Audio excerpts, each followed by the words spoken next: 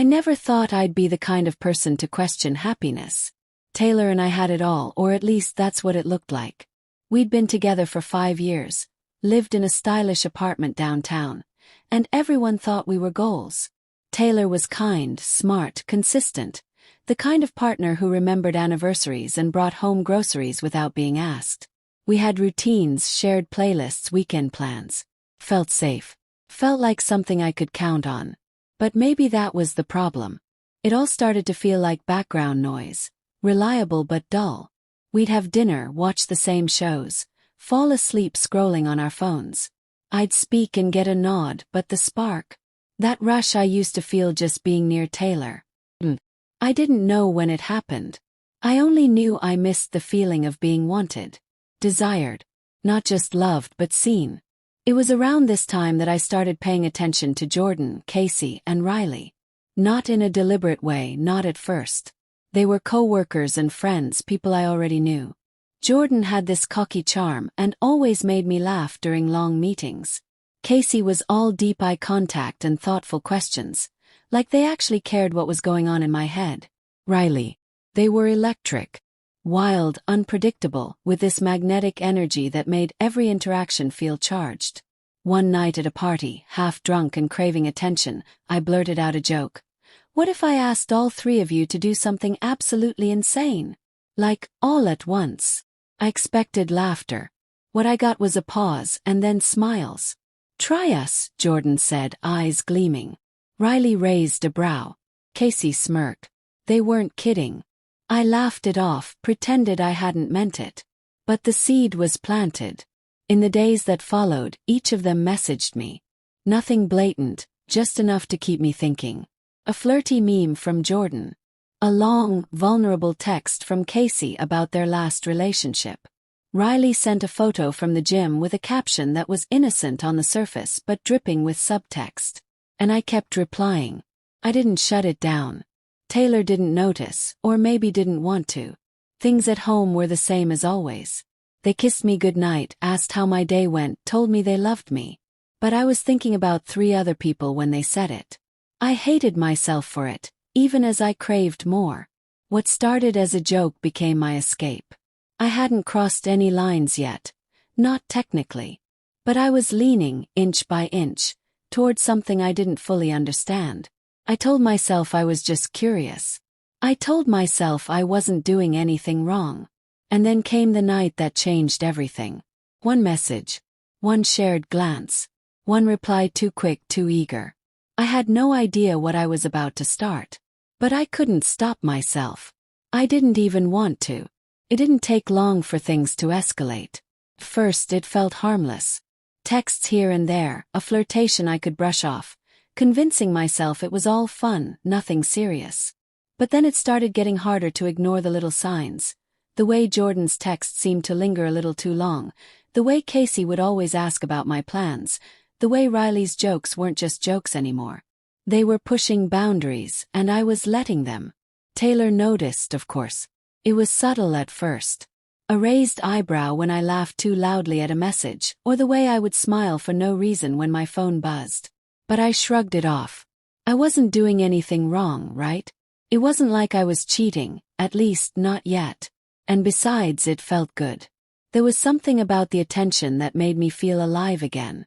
Each message from one of them felt like a small reminder that I was desirable, that I still had something to offer. I found myself looking forward to those texts. The time with Taylor was becoming routine, predictable. When they'd talk about their day, I'd nod, pretending to care as much as I used to. But when I talked to one of the 3, everything was different. I felt wanted. I felt like I could be whoever I wanted to be. Jordan was confident, always knew what to say to make me laugh, to make me feel seen.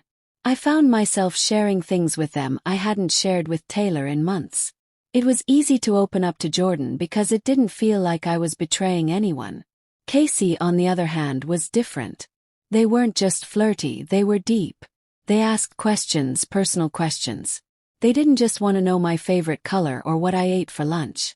They wanted to know my dreams, my fears. And I answered. I told them things I hadn't said out loud in years. Then there was Riley. Riley was wild, unpredictable, and it felt dangerous. Riley didn't play by the rules. Every conversation felt like a dare. We'd banter and I'd laugh, but underneath it all was this tension I couldn't ignore. They made me feel like I was walking a line, like I could fall off at any moment, and it was thrilling. But with every message, every conversation, the guilt began to weigh on me. I knew I was pushing boundaries, but I justified it. Taylor didn't notice. Taylor was busy. Taylor was distant. It wasn't like I was doing anything wrong, right? But it wasn't just flirting anymore. Jordan made me feel desired, Casey made me feel understood, and Riley made me feel alive. It was intoxicating. One night, it all came to a head. A group event, a casual get-together with friends. It was meant to be innocent, but the moment I walked in, I felt it. The electricity. The three of them were there, and they were all subtly competing for my attention. The way they looked at me, the way they touched my arm when they spoke to me. It wasn't just harmless fun anymore. It was deliberate. It was something else. I couldn't help it. I pushed them further, daring them to step over a line. I asked them to do something I'd never imagined myself asking. It was a joke at first. Challenge. A way to test the limits. But when they agreed, when they looked me in the eye and said, "Let's do it," I felt something shift. The rush hit me. It was all happening so fast. In that moment, I realized I wasn't just playing anymore. I was already in too deep. And I didn't know how to stop. The days after that night felt like a blur. I had crossed a line, but in some twisted way, it felt like I was just getting started. I couldn't shake the feeling of excitement that buzzed through me every time I saw a message from one of them. It was all too easy to slip further into this new world where everything felt alive, unpredictable. I tried to tell myself it was just fun, just flirting, but deep down I knew it was more. I knew I was in over my head, but I kept going. It wasn't like I was ready to turn back. But then came the shifts, the little cracks that started to show. Taylor began to notice. Not just the late nights or the distant looks I kept giving them when we were together. It was in the small things. The way I'd seem distracted during dinner. The way my mind seemed to be elsewhere. They'd ask, "Are you okay?" And I'd nod, brush it off, pretend everything was fine. But it wasn't. And then, one night, Taylor asked a question I wasn't ready to answer. "Who are you texting so much lately?" Their voice was calm, but the weight of the question hung in the air. My heart dropped. I didn't have an answer that would make sense. Not the truth anyway. So I lied. I said it was nothing, that I was just chatting with friends. It wasn't a big deal. But I could tell that something in their eyes told me they knew better. Taylor wasn't stupid. They could see the change in me. I hated myself for it, but I didn't stop. The more I pulled away from Taylor, the closer I got to the others. Jordan, with their infectious confidence, always knew how to make me laugh. How to remind me that I could be more than the boring version of myself I had become. Casey made me feel heard in ways Taylor didn't. When I talked to Casey, I felt understood, not just like I was someone's partner, but like I was an individual again, someone worth listening to. Then there was Riley. Riley was the one who didn't ask for permission. Riley was the one who didn't care about the rules. Every interaction with them felt like a dare, like a test I wasn't sure I was ready to fail. They pushed me to my limits, and I let them. I didn't know if it was lust, adrenaline, or something else that kept me going, but the pull was undeniable. But as things progressed, the cracks between Taylor and me began to grow wider. The lies piled up, and I could see the hurt in their eyes every time they caught me glancing at my phone. I wasn't even trying to hide it anymore. The guilt gnawed at me, but it was buried beneath the thrill of the other connections. I felt alive with them in ways I hadn't with Taylor in months. But it wasn't just physical. With Casey, I could talk for hours without feeling rushed, without feeling like I had to make everything light and breezy.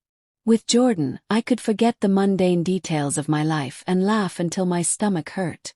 And with Riley, there was that dangerous feeling that made me feel like I was on the edge of something big, something risky, something I might never be able to walk away from. But everything changed the night Taylor found out. I wasn't prepared for it. Not at all. I had been so careful, so sure of myself. I had convinced myself that I wasn't doing anything wrong, that I could manage it, that I could keep both lives separate. But Taylor had found out. They didn't confront me in the way I expected. They didn't yell or accuse. They were just quiet, distant. It was worse than I could have imagined. I came home to silence that night, a silence so thick it suffocated me. Taylor was sitting there, waiting. There was no rage in their eyes, no explosion of emotion. There was just disappointment. And that was the worst part. The fact that they knew. They had seen the truth I had tried so desperately to keep hidden. Taylor didn't need to say much. I could see the hurt in their eyes. I could feel the weight of my actions hanging between us. I tried to apologize, to explain that it wasn't what they thought, that it hadn't meant anything. But the words fell flat. I could see the walls go up as Taylor stared at me, searching my face for some kind of redemption that I couldn't give. And then, when I finally ran out of excuses, they said the one thing that hit harder than any argument. "I know, Alex. I know everything." That was when I realized just how far I had fallen. I thought I could keep everything separate, but I had messed up in ways I didn't even fully understand. And now nothing was the same. After that night, everything felt like it was slipping through my fingers. Taylor had pulled back, withdrawn, and nothing I said seemed to make it better. I tried to explain, to apologize, but my words felt hollow, like I was just trying to cover up the mess I'd made. The silence between us was louder than any argument could have been. Taylor didn't yell. They didn't even cry. They just watched me like they were trying to figure out if there was anything left worth saving. And deep down I knew there wasn't. Days passed. I tried to reach out, tried to fix things. I sent messages, called, even wrote a letter. Anything to get them to talk to me again. But it was like I was talking to a wall. Taylor didn't push me away, not entirely. They just didn't respond. They were present but not really there. I could feel their disappointment in every glance, every brief exchange. I had broken something that couldn't be repaired, and no amount of apologies could fix it. Meanwhile, the others, the ones who had started this whole mess, were fading in the background. I tried to turn to them, hoping they would be the comfort I needed, but it didn't work that way. Jordan was distant, as if they had already moved on. They'd stopped texting me, stopped asking how I was doing. Casey didn't seem to care as much as they had in the beginning. I hadn't realized it until then, but the emotional connection I thought I had with them wasn't as deep as I had convinced myself. They were just another distraction, something to fill the emptiness. Then there was Riley. Riley, who had always been the one who made me feel alive, the one who had pushed me further than I ever thought I'd go. Riley didn't want to hear my apologies. They didn't care about my guilt or my remorse. They were already on to the next thrill. And that's when it hit me. I had been a game to them. Just another person to entertain until they found something better. I wasn't special. I wasn't important. I was just a temporary fix to a deeper problem, and they had moved on. I sat there, realizing that I was truly alone. The guilt that had been building inside me all this time finally hit its breaking point. I had ruined everything. And now I was stuck with the consequences. I couldn't fix what I had done.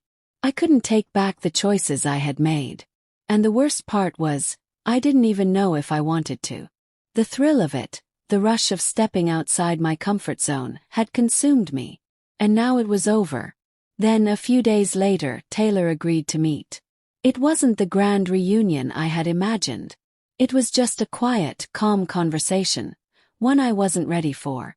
Taylor sat across from me, their eyes unreadable, and said, "I asked all three of them to do it, Alex. Say yes. I needed to know if you would fall for it." My heart stopped.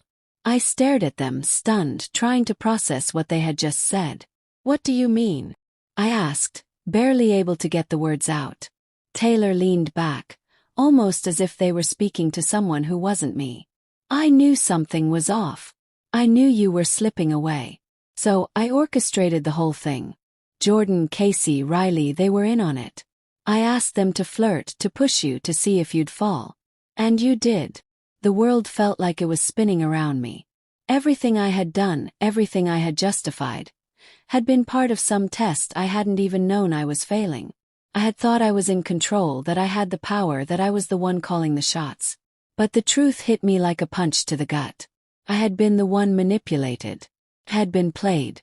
I tried to speak, to say something, but there were no words. Taylor wasn't angry. They weren't upset in the way I had expected. They were calm, almost resigned. I needed to know if you could be trusted, Taylor continued, their voice steady. And you couldn't. And just like that, everything crumbled. I realized then that I hadn't just lost Taylor. I had lost myself. The person I thought I was, the version of me that could balance love and temptation, had never really existed. I wasn't some victim of a cruel game. I had let myself fall, had let myself chase excitement at the cost of everything I had built with Taylor. Taylor stood up, ready to leave. You can't take back what you did. But I can't keep pretending like I don't know what you are. And with that, they walked out, leaving me in the silence we'd been living in for weeks. I sat there, the weight of it all crashing down on me. I'd made my choices. I had thought I was clever, that I could handle it. But in the end, I had lost the one thing I had never thought I would: trust. I had destroyed everything for a fleeting feeling. And now I was left with nothing but regret.